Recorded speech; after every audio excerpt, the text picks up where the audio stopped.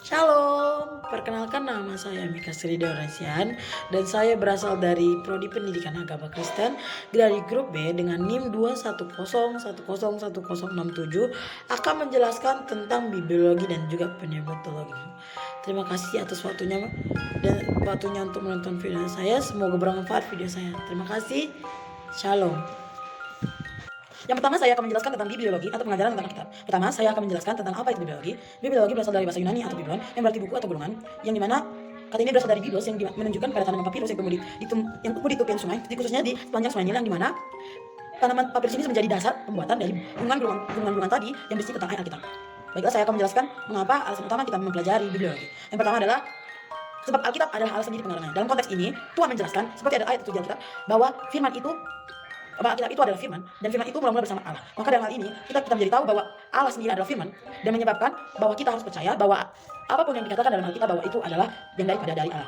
Yang selanjutnya adalah sebab berulang-ulang Allah menyatakan sendiri bahwa kita harus membacanya seperti Yosua 1 ayat 8, renungkanlah Taurat itu siang dan malam. 1 Timotius 4 ayat 13, bertekunlah dalam membaca kitab suci, dan juga Matius 4 ayat 4 bahwa manusia itu tidak hanya hidup melalui roti saja, tetapi juga perkataan yang diucapkan oleh Allah. Selanjutnya adalah sebab Allah ada tuntunan bagi kehendaknya yang mulia, dan alasannya adalah orang berdosa menerima keselamatan lewat berita firman Allah. Yang dimaksudkan dalam artinya ini adalah bahwa ketika kita sudah berdosa, kita membaca kitab, kita mendengarkan firman Allah, maka kita akan menjadi sadar dengan kesalahan kita, sehingga kita memperbaiki perilaku dan tingkah laku kita yang telah kita lakukan.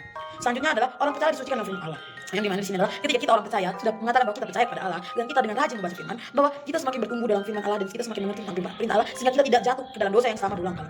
Selanjutnya adalah firman Allah mengubah kehidupan kita menjadi yang lama menjadi manusia baru, yang dimana dalam hal ini adalah ketika kita sudah melakukan dosa, kita hidup dalam masa lalu yang buruk, kita selalu berbuat dosa, kita hidup dalam selalu keinginan daging. Dengan kita mengingatkan firman Tuhan, kita sadar dengan keinginannya, sehingga kita menyucikan diri kita, sehingga kita hidup dalam kasih-Nya, dan kita selalu bisa tahu bahwa kehendak Tuhan itu dan semua anugerah Tuhan itu ada kepada kita. Selanjutnya adalah sebab Alkitab adalah jawaban yang sempurna. Pada zaman sekarang, yang zaman modern ini, banyak sekali manusia yang sudah masuk ke dalam orang yang tidak memiliki agama, karena mereka mengajukan pertanyaan yang membuat mereka menjadi goyah. Pertama adalah dari mana asal manusia? Dalam kitab kita atau di sini kita jadi tahu mengapa kita berasal dari mana, seperti yang disebutkan melalui Kejadian, bahwa kita diciptakan melalui tangan Tuhan sendiri, dan kita diciptakan menurut gambar dan serupa Dia, tidak seperti dengan yang lain difirmankan oleh mulutnya sendiri.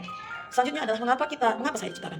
Di sini adalah alasan-alasan kenapa kita diciptakan, dan kenapa kita tidak boleh takut dan ragu, dan kenapa kita tidak tergoyahkan supaya kita selalu percaya kepadanya. Selanjutnya adalah kemana kesudahan saya mati. Menurut Yohanes 3 ayat 16 diceritakan bahwa ketika kita percaya kepada Allah, maka kita tidak akan binasa, kita akan beroleh hidup yang kekal di surga nanti. Selanjutnya saya akan menjelaskan tentang definisi dari bibliologi. Contohnya adalah bibliologi mempelajari tentang seluruh penulisan buku kitab dan peran Alkitab dalam iman kepercayaan Kristen, dan juga kitab-kitab diakui sebagai kanonik yang diterima seluruhnya sebagai firman Allah dan seluruh gereja di dunia. Selanjutnya adalah tempat bibliologi dalam teologi sistematika, bahwa manusia tidak mengetahui tentang apa kecuali apapun tentang Allah, tetapi Allah tahu tentang manusia. Maka dari itu Allah menyatakan dirinya melalui firman Allah, sehingga kita diwajibkan untuk membaca supaya kita mengerti dan mengenal siapa Allah.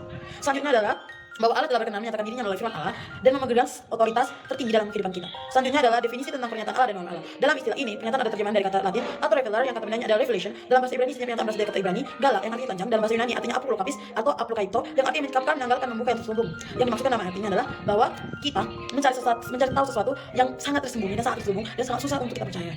Dan mengapa kita belajar ini? Supaya kita kita tahu mengapa kita memerlukan pernyataan ilahi dan apa itu tentang Allah Tritunggal. Yang selanjutnya adalah definisi Allah tentang mengenai dirinya sendiri, dan juga siapakah Allah itu sebenarnya.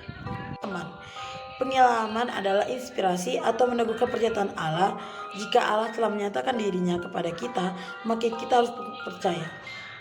Definisinya adalah inspirasi atau iman berasal dari Vulgata Latin divintus inspirata atau inspirate atau inspiro. Tetapi kata ini sebenarnya tidak memberikan arti yang tepat, karena dalam bahasa Yunani menurut 2 Timotius 3:16 yaitu theopneustos, atau yang lebih digunakan kata majemuk adalah pneno atau theos, yang berarti dihembuskan, dimasuki angin oleh nafas oleh Allah. Jadi maksudnya dari pengilhaman adalah sendiri tentang kita sebagai manusia adalah bimbingan dari Roh Kudus sendiri, karena dalam kehidupan kita masing-masing. Yang selanjutnya adalah pendapat definisi yang ditemukan oleh para teolog tentang pengilhaman. Yang pertama adalah B.B. Warfield tentang bahwa pengilhaman adalah pengaruh supranatural oleh Roh Allah terhadap penulis kitab suci. Yang dimaksud dalam tulisan mereka adalah merupakan hal yang dipercaya yang diilhamkan oleh Allah sendiri. Berarti sekiranya kita menulis, tetapi kita di bawah bimbingan Roh Allah sendiri. Selanjutnya adalah menurut A.J. Yong, pengalaman adalah bimbingan Roh Kudus terhadap para penulis kitab suci sehingga kitab suci menjadi kitab yang otoritas dalam kehidupan sehari-hari. Yang selanjutnya adalah C.H. Riley tentang pembimbingan Allah terhadap penulis sehingga menggunakan kepribadian mereka sendiri. Mereka menulis dan merekam salah satu pengalamannya kepada manusia dalam kata-kata dalam naskahnya. Jadi ada hal penting dalam definisi-definisi yang telah dijelaskan oleh para penulis ini adalah unsur ilahi, Allah, Roh Kudus, dan mimpi penulis menjamin bahwa apa yang dikatakan dalam kitab suci adalah Al-Quran. Yang selanjutnya adalah unsur manusia penulis adalah manusia menurut gaya kepribadian mereka sendiri, yang dimana mereka menurut apa yang mereka katakan, sehingga bibliologi ditulis manusia walaupun dibimbing oleh Roh Kudus tidak menggunakan, mungkin mereka terbatas dalam penggunaan kata-katanya. Selanjutnya adalah hasil pengarangan ilahi manusia merupakan rekaman kebenaran Allah tanpa salah. Dan selanjutnya adalah pengilhaman berkembang kepada pemilihan kata oleh para penulis.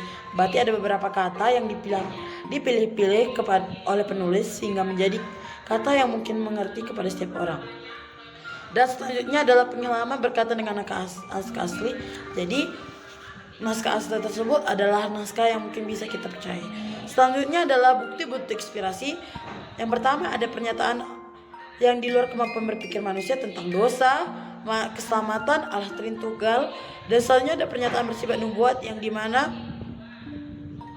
adalah sesuatu yang akan mungkin terjadi. Selanjutnya ada pernyataan yang bersifat sejarah, misalnya kejadian penciptaan dan juga sejarah-sejarah seperti tembok Yoluka, tembok Babel dan lain sebagainya. Selanjutnya ada pernyataan-pernyataan yang mempunyai kuasa yang mengubah hidup manusia dari zaman ke zaman. Lalu ada pernyataan berisi ajaran Muhammad sangat tinggi yang diakui agama-agama lain. Seperti contohnya Tuhan memberikan contoh terhadap setiap pengajarannya, maka hal tersebut bisa mengubah kita dan kita tahu pengajaran-pengajarannya mengandung makna-makna yang tinggi. Selanjutnya adalah kesatuan tema dari isi Alkitab dan sekitar. Meskipun dituliskan oleh penulis-penulis yang beda, tetapi Alkitab ini memiliki tujuan yang satu, yaitu untuk supaya kita lebih mengenal Allah dan kita mengenal firman-firman-Nya. Ada dalam bukti-buktinya yaitu melalui perjanjian lama, yang dimana Allah sendiri memberi perintah untuk menuliskan. Para penulis secara sadar memberikan otoritas terhadap penulisnya. Terus serta perjanjian baru mengakui inspirasi Allah dalam perjanjian lama. Selanjutnya dalam perjanjian baru, pengakuan dari penulis bahwa mereka menerima firman Tuhan, dan perjanjian mengakui inspirasi dalam kitab perjanjian baru menurut Yesus. Dalam hal tersebut menyakitkan kita bahwa apa yang ditulis dalam Alkitab tidak salah.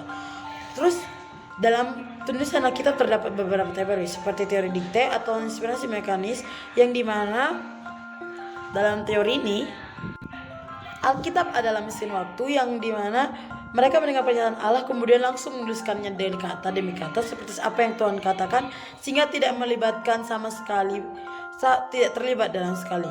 Selanjutnya adalah teori penyesuaian atau inspirasi dinamis, yang dimana Allah menyesuaikan diri dengan keterbatasan penulis, sehingga ada beberapa dari Alkitab yang dijumpai kekilapan atau kesalahan.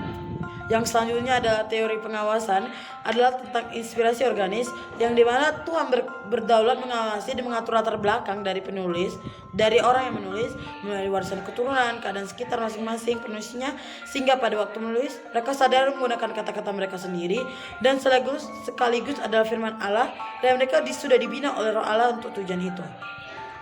Maka itu saja dari bibliologi. Selanjutnya kita akan ke materi selanjutnya. Yang kedua adalah antropologi atau pengajaran tentang manusia. Yang pertama saya akan menjelaskan apa itu antropologi. Antropologi berasal dari bahasa Yunani yang artinya anthropos yang berarti manusia, serta logos yang berarti kata atau pembicaraan. Jadi antropologi adalah pembicaraan tentang manusia dan segala seluk-beluknya. Selanjutnya, istilah dalam antropologi juga sebagai studi tentang manusia dan sudut pandang manusia terhadap ilmu. Selanjutnya, antropologi dibedakan menjadi dua bagian, yaitu antropologi sensitivity, yaitu ilmu yang mempelajari manusia secara psikis dan kisis. Yang kedua adalah antropologi teologi, yaitu cabang ilmu teologi yang membicarakan manusia baik asal-usulnya maupun kejatuhannya, seperti kejatuhan manusia dan dosa, penjelasan tentang penciptaannya pada waktu itu, tentang kesesatan dan juga pelanggaran manusia ke dalam dosa. Jadi antropologi Kristen. Jadi antropologi teologi seperti antropologi Kristen yang menjelaskan tentang asal mula manusia seperti pada masa penciptaan kejadian dan juga manusia jatuh ke dalam dosa. Selanjutnya saya akan menjelaskan pada masa saat ini kita akan belajar tentang antropologi teologi. Yang pertama, apa hubungan manusia dengan penciptaan? Jadi pertama saya menjelaskan siapa manusia. Dan manusia adalah salah satu ciptaan Allah, yang dimana manusia adalah kasta tertinggi dalam ciptaan Allah, yang dimana manusia diberi akal, pikiran, serta budi, dan juga suatu hak untuk mengendalikan bumi dan menguasai bumi yang telah Ia ciptakan. Dalam hal ini, Tuhan juga menulis bahwa pada mulanya Allah menciptakan langit dan bumi, yang dimana secara rasional merupakan suatu konsep yang dunia. Yang pertama adalah segala sesuatu yang berada dalam ruangan dan waktu penciptaannya pada waktu permulaannya. Selanjutnya adalah sesuatu yang tidak dapat dihasilkan dan tidak ada, yang tidak ada tidak dapat melakukan apa-apa. Selanjutnya adalah apabila tidak pernah ada apa-apa, sekarang tidak akan ada apa-apa. Selanjutnya adalah sesuatu yang ada sekarang, oleh karena itu sesuatu yang harus ada dan sesuatu tidak ada permulaannya. Yang kelima adalah sesuatu tidak dapat menciptakan dirinya sendiri, oleh karena itu ia harus terlebih dahulu diciptakan. Selanjutnya adalah apabila sebagian dari alam manusia ini tidak diciptakan, maka yang tidak diciptakan merupakan keberadaan yang melebihi yang lain, melampaui semua bagian dan permulaannya. Yang ketujuh adalah keberadaan yang tidak diciptakan merupakan keberadaan tertinggi, lebih tinggi keberadaannya daripada yang diciptakannya. Selanjutnya adalah transcendent yang menunjukkan pada derajat suatu keadaan, bukan keadaan geografisnya. Selanjutnya saya akan menjelaskan tentang beberapa pelajaran yang mungkin salah dan tidak diajarkan oleh pencipta yang bersifat bidat, misalnya ateis, politisme, dan panteisme. Yang pertama, menurut Kejadian 1 ayat 1 dan juga Ibrani 11 ayat 3 menunjukkan bahwa Allah atau Elohim merupakan segala sesuatu dari yang tidak ada menjadi ada.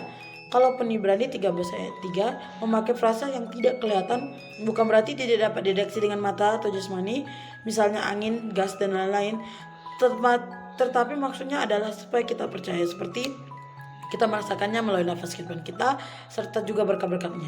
Selanjutnya adalah nasihat yang menunjukkan bahwa semua penciptaan tidak ada fenomena keberadaannya apapun yang sudah ada.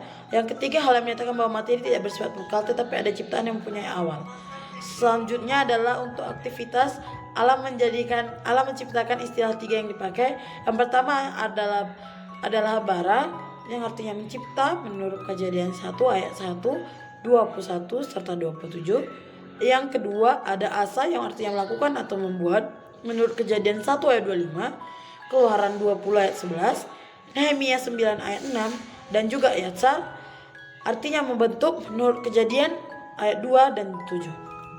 Yang selanjutnya adalah di dalam kekekalan Allah atau Elohim memang sudah mempunyai rencana apa yang akan diciptakannya melalui Efesus 1 ayat 3 sampai 5, tetapi bukan berarti Allah menyediakan materi saat menjadi bahan awal yang akan dipakainya untuk menciptakan sebagai yang ada. Seperti contohnya ketika ia menciptakan suatu, maka ia cukup berfirman, maka apa yang diciptakan tersebut menjadi-jadi.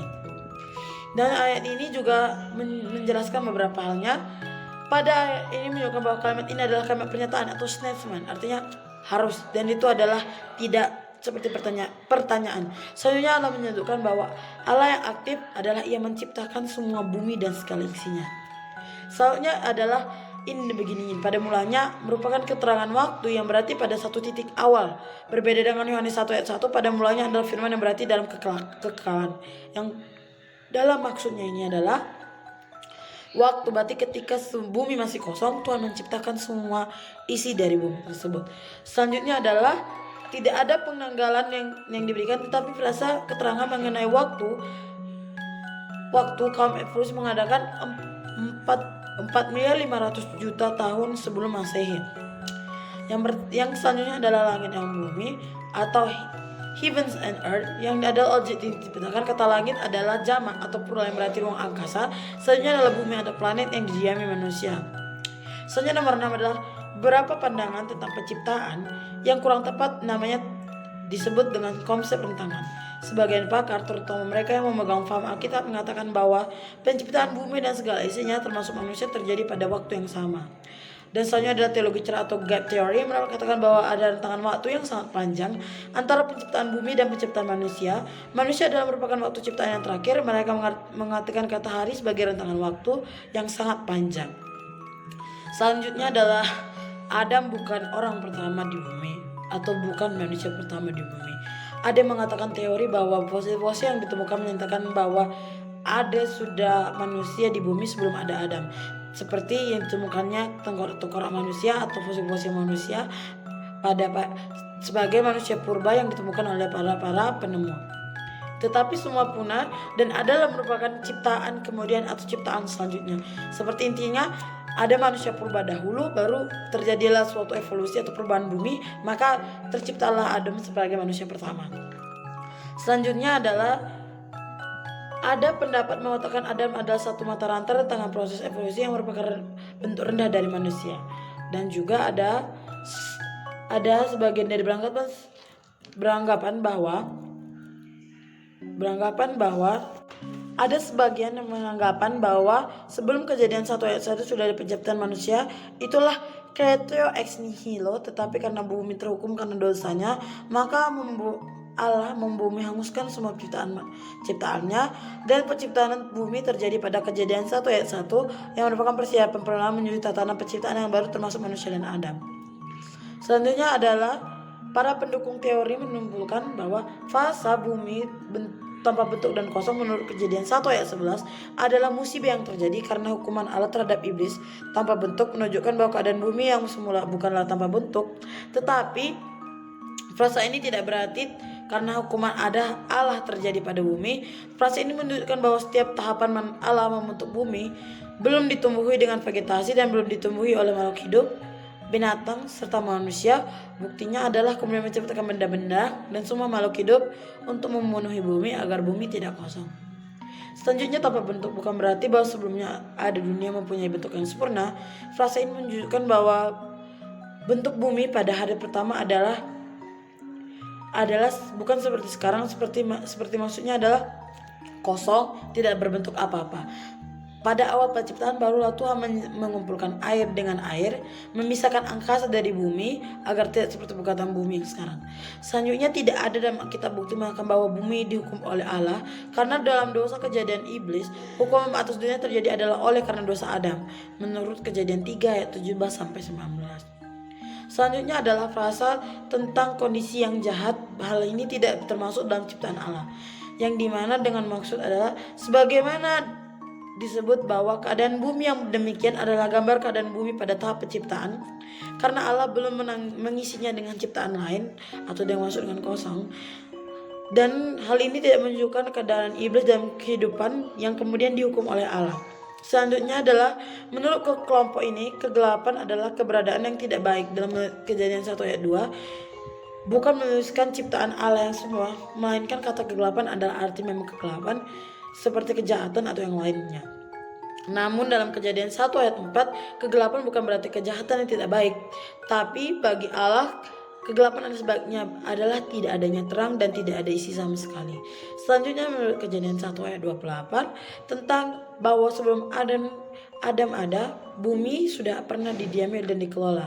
Jadi Adam hanya disuruh untuk memenuhi ulang, tetapi kata memenuhi dalam bahasa Ibrani bukan berarti mengisi ulang, seakan-akan adanya di bumi yang dipenuhi oleh manusia. Selanjutnya ada kata bara atau menurut ayat 1 menandakan bahwa semua penciptaan yang lain yang terjadi selanjutnya, tetapi dalam bahasa Ibrani kata bara tidak menunjukkan indikasi bahwa pengertian mencipta sesuatu yang sudah ada.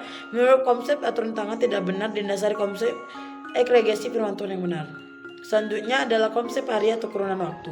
Ada pendapat mengenai konsep waktu ini. Yang pertama adalah hari yang setiap penciptaan 24 jam berdasarkan kejadian bumi berputar mengitari matahari. Yang kedua artinya hari-hari sama dengan waktu kurun waktu yang sangat panjang, seperti pandangan pada para evolusionis. Memang dalam perjanjian lama ada kata hari kadangkala diterjemahkan menjadi waktu, berarti seluruh periode kejadian. Misalnya pada kejadian 2 ayat 2 sampai 4, bentuk jamak diterjemahkan dalam zaman. Kejadian 26 ayat 16, tetapi pada saat pasal 1 pemakaian istilah hari-hari mempunyai arti 24 jam, dan bumi dan segala isinya diciptakan dalam 6 hari sebelum hari pemerintahan Tuhan, maka tidak mungkin ada pemakaian kata yom pada kejadian 2 ayat 4. Selanjutnya ada artinya 24 jam seperti pada nomor 1, tetapi pada rentangan yang sangat panjang di antara hari-hari tersebut. Memang benda-benda penerang diciptakan Allah pada waktu hari keempat menurut kejadian 1 ayat 9 sampai 15, tetapi ada hal yang berarti bahwa istilah hari pertama, kedua, dan ketiga merupakan rentangan waktu yang sangat panjang. Dan selanjutnya adalah teori tentang pewahyuan. Tidak ada teori-teori dari tersebut tentang karya penciptaan Allah, dan hanya menyatakan bahwa hal tersebut hanya dinyatakan pada Musa seperti ia bersalah pada hari ketujuh, dan juga tentang Musa yang berada dalam atas perahu. Demikian video dari saya, terima kasih.